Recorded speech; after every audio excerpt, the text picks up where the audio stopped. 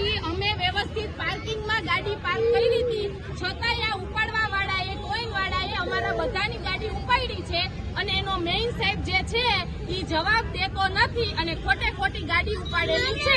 જવાબ દેવા મામલે તમને શું કીધેલું હતું સાહેબે? સાહેબ કોઈ જવાબ નહીં, ઈ કે અહીંયા નો પાર્કિંગ છે. અમારી ગાડી પાર્કિંગમાં હતી, આ ગાડી આવી ને જોવો અહીંયા આ ગાડી આવી ને ત્યારે અમારી ગાડી હલાવેલી છે, બરાબર છે, એમાં આ લોકોએ ઉપાડેલી છે.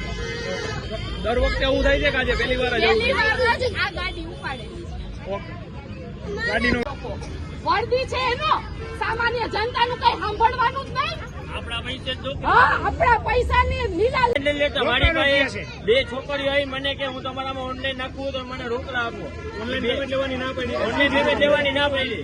2 ગર્લ્સ આવી મારી પાસે, એને મારામાં ગૂગલ પે કર્યા, મેં એમને કેસ આપ્યા 1400 રૂપિયા. ગાડી લોકો અહીંયા કેસ આપીને ગાડી છોડે. તો તમારે દંડ ભરવો હોય તો રોકડો જ ભરવો પડશે એવું એવું કીધું. હા, ઓનલાઈન ના ભાઈ અમે ઓનલાઈન નથી હલાવતા એમ. એવું તમને કોને કીધું હતું? એ સાહેબે કીધું હતું. એટલે એની સાહેબ મામાની પાસે પેમેન્ટ લેવા આવ્યા કે અમને કેસ આપો, અમે તમને ઓનલાઈન આપીએ. ઓનલાઈન મેમની ના પાડે. ઓકે.